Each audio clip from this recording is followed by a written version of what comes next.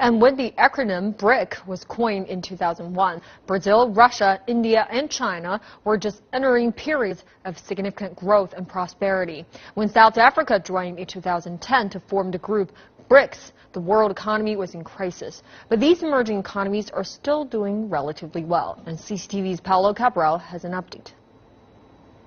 Just a few years ago, the BRICS countries, Brazil, Russia, India, China and South Africa, were booming, raising the promise of a world economy led by emerging nations.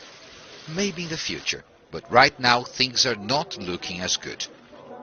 China's growth remains significant if you compare it to the rest of the world, but the country's economy is slowing down. Russia, severely hit by low oil prices and the Western embargo, was downgraded by credit rating agencies earlier this year. And this month, Brazil also lost the investment grade seal from Standard & Poor's amid political and economic crisis. I don't think that it's right to say that the BRICS, all of the BRICS are in crisis. India is quite successful, is growing quite a lot. So I think the importance of the group will continue. There is certainly now, particularly in Brazil, in Russia, in South Africa, a bit of a slump. But I think the long-term projections are likely to be fulfilled because it's just a matter of long-term development. In the Brazil-China Chamber of Commerce, the plan is to try and turn the current economic challenges into good business opportunities for Chinese investors. Brazilian assets are doubly cheap because, one, of the crisis, and two, the devaluation caused by the crisis, so that today everything in Brazil is very, very cheap. Assets that you could not have bought a year ago, today are on fire sale. There is still hope the BRICS countries will have a bright future, but analysts warn these economies need to prepare themselves for long-term sustainable growth if their goals are to be achieved. Paulo Cabral, CCTV, São Paulo. Well, one BRICS nation seems to be growing rapidly despite the global economic challenges, and innovation may be the key reason, I'd say. Shweta Bajaj has that story. Wow Makers has a quintessential startup story. Started by Jassim and his friends, the company was started as a design house. After years of figuring a way to scale up their operations, they decided to start a unique shot explainer films business. The team decided they need funding.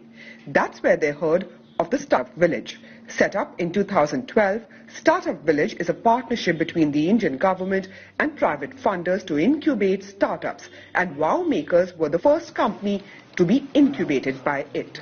We are just three people who are interested in freelancing and who didn't have a clue of what a startup is. So being here in an ecosystem like this have helped us to bring in a process to our company. There is a clear-cut organizational hierarchy and everything. When we started, we were just like getting some works and then do it and get the money, that's it. Last year, Wow Makers became a profitable company.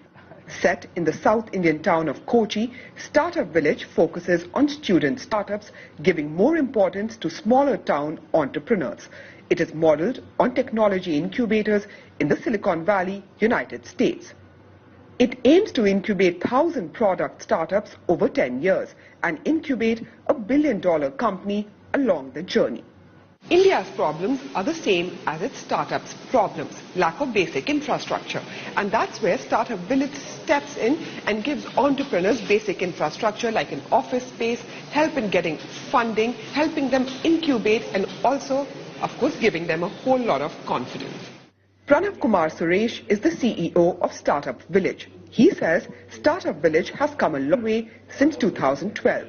It was given the go-ahead from the Indian government, and in 5 years they had to incubate 48 startups, out of which at least 24 should be able to go out and start on their own. Pranav says, as far as startups are concerned, government has an important role, but the most important one is to give them validation. When a government comes out and says that, look, this is a nice thing to do, when the government comes out and says that there is startup, Stand-up India, Startup India, what it is a clear signal to the youngsters and to the society in general.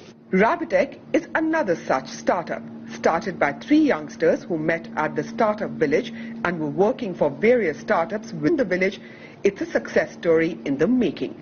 They decided to come up with a device when put in a mall will give deals to people walking around.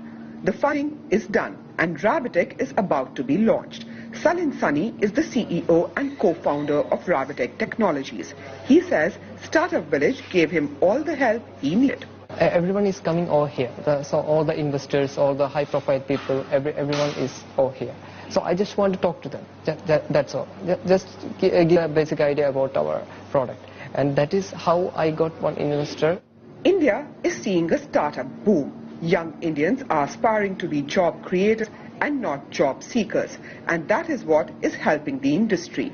Next in line is a startup policy by the Indian government, which is likely to give a further impetus to the Indian startup industry and take it to the next level. Shweta Bajaj, CCTV, Kochi, Kerala, India.